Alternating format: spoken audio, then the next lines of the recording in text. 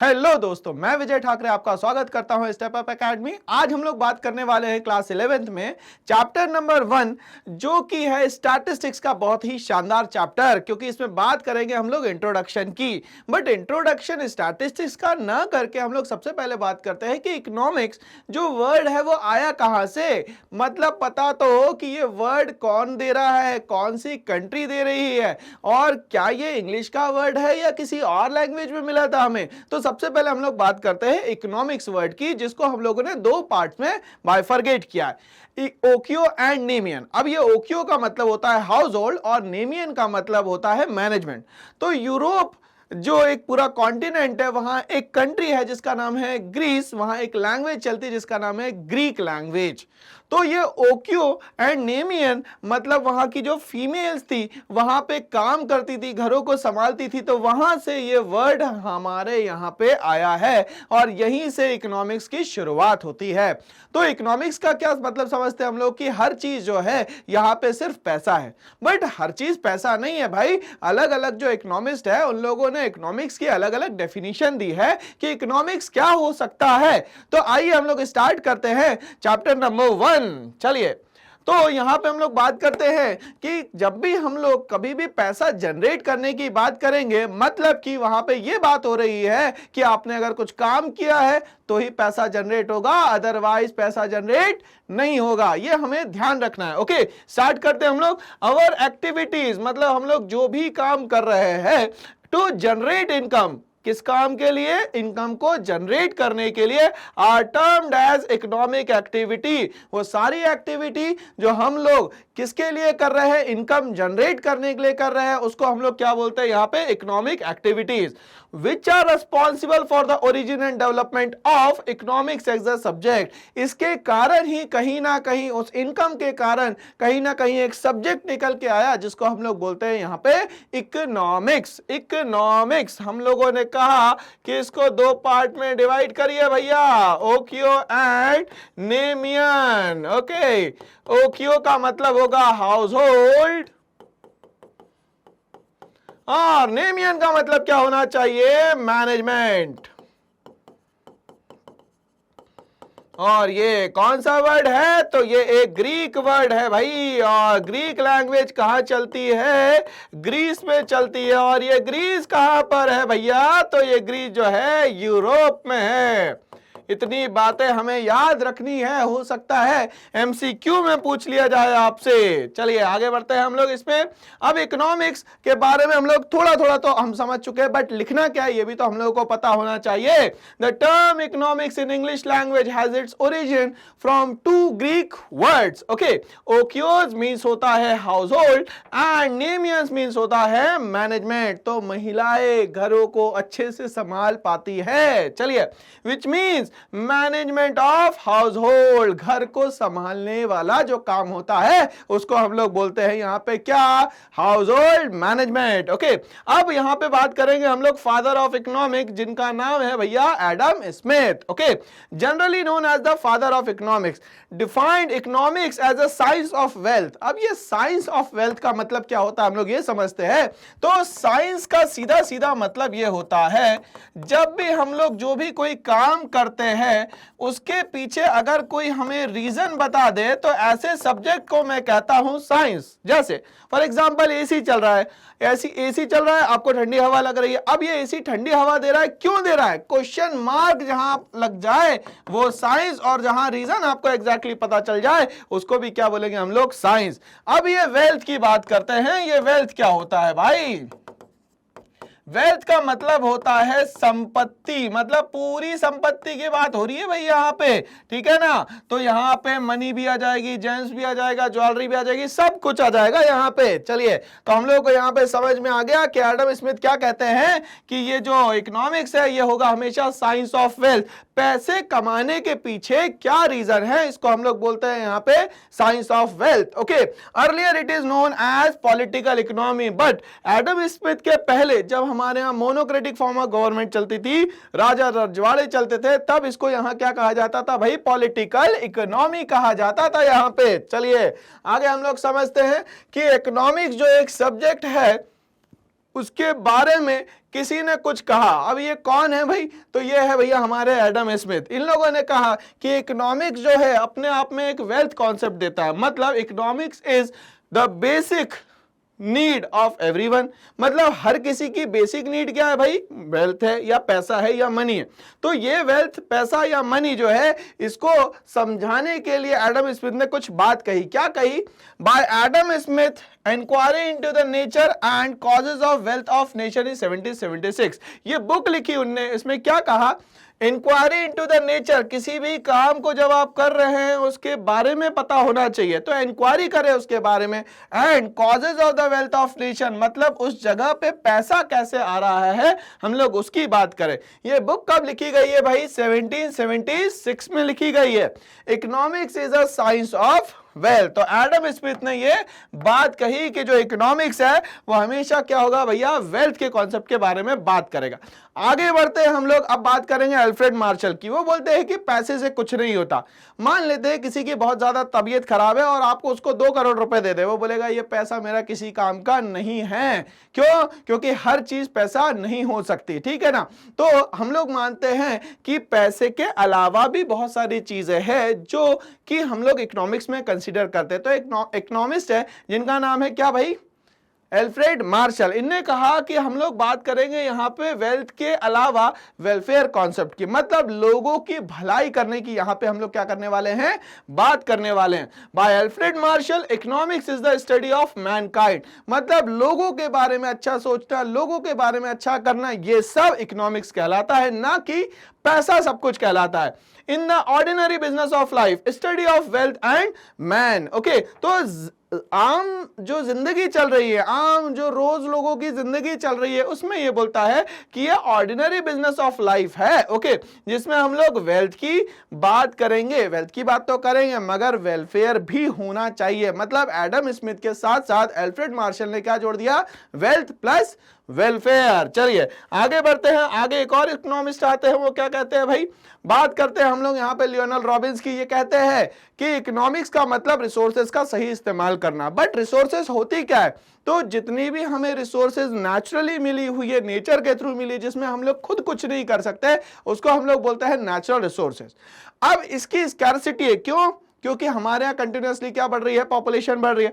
तो उस स्कैरसिटी में भी अगर आप उन चीजों का सही इस्तेमाल कर पाते हैं तो इसको हम लोग बोलते हैं क्या, क्या बोलते होंगे भाई, स्कैरसिटी का सही इस्तेमाल करना। मतलब स्कैरसिटी तो हो गई मगर उसमें भी सही इस्तेमाल करके दिखा दोगे। तो ये बात किसने बताई है हमें, ये बात बताई है लियोनल रॉबिन्स ने। आइए स्टार्ट करते हैं।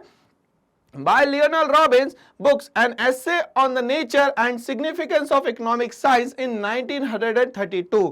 इनने इस बुक में सारा कॉन्सेप्ट बताया है कि किस तरीके से आप रिसोर्सेज का फुलर यूटिलाइजेशन कर सकते हैं, मिनिमम वेस्टेज और मैक्सिमम आउटपुट की हम लोग बात कर सकते हैं। यहाँ पे it is the science which studies human behaviour as. अब ये साइंस है, अब मैंने बताया ना कि साइंस का मतलब क्या होता है भाई, किसी भी चीज के पीछे रीजन अगर कोई सब्जेक्ट बता पाता है तो उसको क्या बोलते हैं हम लोग यहाँ पे, साइंस बोलते हैं। ठीक है, तो ये बोलता है कि ह्यूमन बिहेवियर के कौन कौन से नेचर की बात करेगा, तो ये बोलता है अनलिमिटेड वांट्स। भैया 1 दे दो, 2 दे दो, 3 दे दो, मतलब मान लेते हैं फॉर एग्जांपल एक साइकिल मिल गई, दूसरी साइकिल मिल गई, फिर तीसरी साइकिल की डिमांड, मतलब कि आपकी जो वांट्स है वो कभी भी खत्म यहाँ पे नहीं हो पाएगी। इसी को हम लोग कहते हैं अनलिमिटेड वांट्स। ओके, नंबर 2 होता है scarcity of resources. Scarcity of resources का मतलब क्या होता है भाई, कि आपके पास जितनी भी रिसोर्सेज है आज कम है, मतलब कि उन रिसोर्सेज की डिमांड ज्यादा है बट सप्लाई क्या है यहाँ पे कम है, इसीलिए तो उसको सही इस्तेमाल करना है। और ये कौन बताता है सही इस्तेमाल करना, ये बताते हैं लियोनल रॉबिन्स। नंबर 3 हम लोग बात करते हैं अल्टरनेटिव यूजेस की। जैसे फॉर एग्जांपल मैं यहां पे एग्जांपल लेता हूं डीजल का। डीजल को हम लोग चाहे तो ट्रक में यूज कर सकते हैं फॉर ट्रांसपोर्टेशन,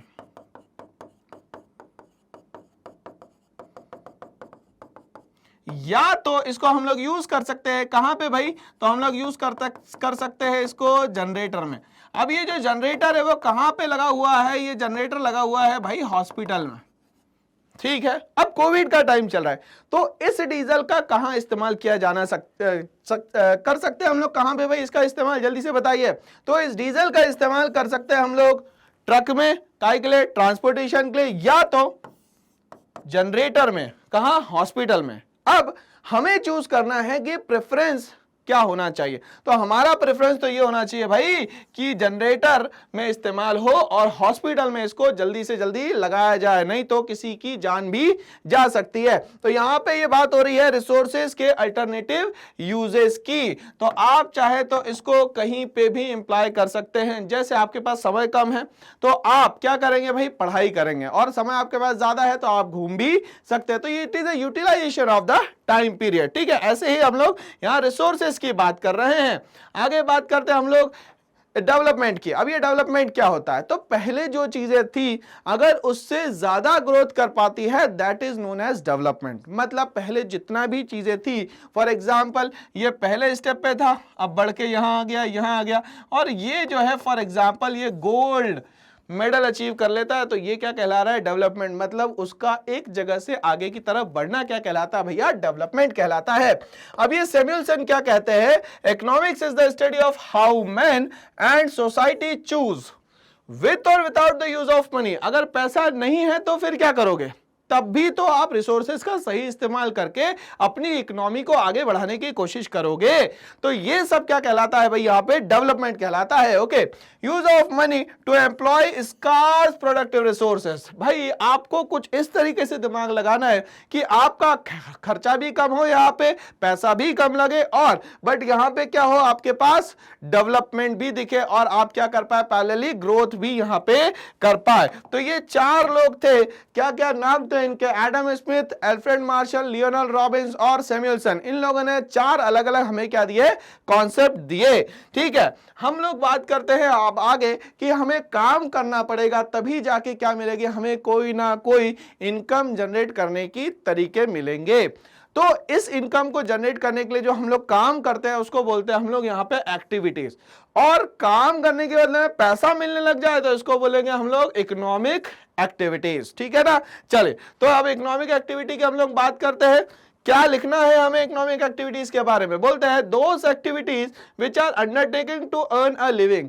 ऐसा कोई भी काम करे जिसके बदले में आपकी लाइफ चल पाए प्रॉपर्ली, उसको हम लोग क्या बोलते हैं, यहाँ पे उसको बोलते हैं हम लोग economic activity. For example factory worker, shopkeeper etcetera.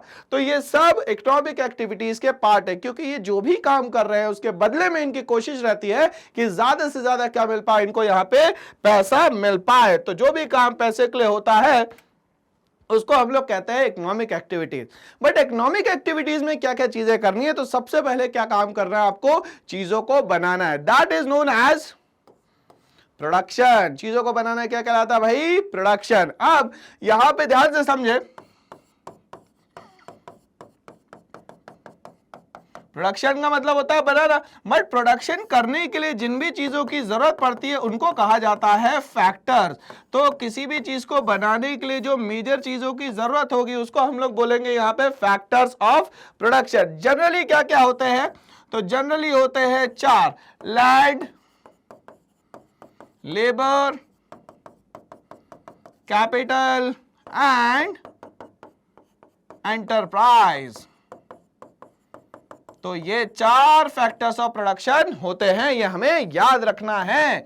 अब हम लोग बात करते हैं प्रोडक्शन क्या होता है। By production we mean creation of utility, मतलब जो भी आप सामान बना रहे हैं वो आपकी नीड्स को क्या कर सके, फुलफिल कर सके, तभी क्या कहलाएगा ये creation of utility. Production can be either goods और सर्विसेज। अब ये गुड्स क्या होते हैं, तो ऐसी कोई भी आइटम, ऐसी कोई भी चीज जिसकी कोई फिजिकल आइडेंटिटी हो, जिसकी कोई ना कोई वैल्यू हो और जिसको मार्केट में एक्सचेंज किया जा सकता हो, उसको हम लोग क्या बोलते हैं, यहाँ पे गुड्स बोलते हैं। सर्विसेज क्या होती है भाई, सर्विसेज का मतलब वो सारी चीजें जिसके बदले में आपका काम तो हो जा रहा है, टाइम भी बच जा रहा है, बट वो आपको दिख नहीं रही है फिजिकल फॉर्म में कि वो क्या होगी, यहाँ पे एक्सचेंज होगी, तो इसको क्या बोलते हैं हम लोग, यहाँ पे सर्विसेज बोलते हैं। तो इकोनॉमिक एक्टिविटीज में सबसे पहली जो चीज आती है उसको क्या बोलते हैं हम लोग, यहाँ पे प्रोडक्शन कहते हैं। क्या कहते हैं भाई, प्रोडक्शन कहते हैं। चलिए आप चीजें बना ली, उसको यूज भी तो करोगे, तो क्या करना पड़ेगा, प्रोडक्शन के बाद चीजों का कंजप्शन करना पड़ेगा, मतलब यूज करना पड़ेगा। बट फॉर एग्जाम्पल मन है भाई ये वाली गाड़ी लेने का, और किसी ने बोला कि भैया एक काम करो, अभी बजट अच्छा नहीं है, टाटा नैनो ले लो, आप नहीं लोगे। क्यों? क्योंकि यहां आपकी नीड्स, वांट्स और डिजायर्स ये कुछ भी कंप्लीट नहीं हो रहे हैं। इन सब को मिला के बोलता हूं मैं यहां पे यूटिलिटी। तो यहां आपके ये तीनों चीजें जब फुलफिल नहीं होगी तो आप यहां परचेज इसको नहीं करोगे। तो प्रोडक्शन उन चीजों का करना है जिनका कि लोग क्या करना चाहते होंगे भाई, कंजप्शन करना चाहते होंगे। चलिए समझते हैं हम लोग कंजप्शन क्या होता है। Consumption is the satisfaction of the desires and the activity of man. जो भी इच्छाएं पूरी कर सकता है इकोनॉमिक एक्टिविटीज में, उसको हम लोग क्या कहते हैं भाई, कंजप्शन कहते हैं। तो ये हमें सेकंड पार्ट बहुत ही क्लियर हो गया है। अब हम लोग थर्ड पार्ट पे आते हैं। अब प्रोडक्शन हो गया, कंजप्शन हो गया, चीजें अब खत्म हो गई, अब दोबारा भी तो बनानी पड़ेगी। तो उसके लिए क्या करें? तो उसके लिए हम लोगों को करना पड़ेगा यहाँ पे इन्वेस्टमेंट, मतलब पैसा लगाओ भैया। पैसा लगाओगे तभी तो बिजनेस कर पाओगे। मतलब रिस्क लो, पैसा लगाओ और बिजनेस को बढ़ाओ। चलिए, कैपिटल फॉर्मेशन और इन्वेस्टमेंट मतलब कैपिटल को और बनाना।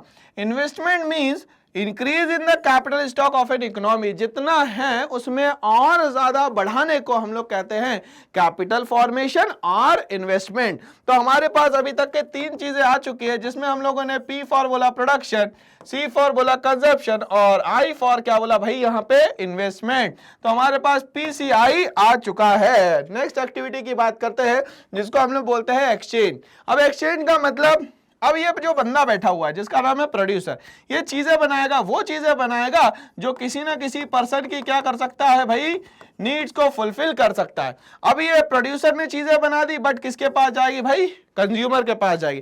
तो सामान को लेना और सामान को देना क्या कहलाता है यहाँ पे, एक्सचेंज कहलाता है। क्या कहलाता है भाई, exchange. Exchange is the process of sale and purchase. Exchange क्या है प्रोसेस बेटा, सेल एंड परचेज का, of goods and services in terms of money. But जब भी आप सेल एंड परचेज करेंगे तब उसके बदले में आपको क्या मिलना चाहिए भैया, मनी मनी मनी। बिना पैसे के कोई भी काम नहीं होगा। तो एक्सचेंज का मतलब क्या हुआ, चीजों का लेन देन, बट किसके बदले में, तो भैया नगद नारायण चाहिए, मतलब दक्षिणा तो चाहिए, इसके बिना काम नहीं होगा। आगे हम लोग बात करते हैं इकोनॉमिक एक्टिविटीज में किसकी, डिस्ट्रीब्यूशन की। देखिए, चीजें बनाई, यूज करी, खत्म हो गई, लोगों तक के पहुंचा दी आपने, जब दोबारा बनाई, अब हम लोगों को उन तक के पहुंचाना है जिनको इनकी जरूरत थी। इसको हम लोग कहते हैं यहाँ पे डिस्ट्रीब्यूशन। क्या कहते हैं भैया, distribution. The economic activity determines the remuneration of factors of production. जो लोगों ने आपका फैक्टर्स ऑफ प्रोडक्शन में किसी काम को करने में आपकी मदद करी थी, उन तक के आपको पैसा तो पहुंचाना पड़ेगा, बिना उसके काम नहीं चलने वाला है। तो ध्यान दीजिए, फैक्टर्स ऑफ प्रोडक्शन कितने होते हैं, 4, लैंड, लेबर, कैपिटल और एंटरप्रेन्योर या एंटरप्राइज। ओके, इनको जो पेमेंट देनी है ये कहलाता है आपका distribution. Okay, land gets rent. क्या मिलेगा भैया, अगर लैंड दी है आपने तो क्या मिलेगा, रेंट। लेबर ने अपना काम किया है तो क्या मिलेगा उसके बदले में, यहां उसको वेजेस। जिस किसी पर्सन ने यहां कैपिटल लगाई है उसको क्या मिलेगा यहाँ पे, इंटरेस्ट। और जो बंदा रिस्क लेके बिजनेस को स्टार्ट कर रहा है, काम कर रहा है, उसको क्या मिलेगा यहाँ पे भाई, प्रॉफिट मिलने वाला है। ठीक है, तो हम लोगों ने ये समझ लिया यहाँ पे कि हमारे पास इकोनॉमिक एक्टिविटी करने के लिए 5 चीजें चाहिए। कौन कौन सी 5 चीजें, प्रोडक्शन, कंजप्शन, इन्वेस्टमेंट, एक्सचेंज और डिस्ट्रीब्यूशन। ठीक है ना। तो ये 5 पिलर्स पे हमारी इकोनॉमिक एक्टिविटीज टिकी हुई है।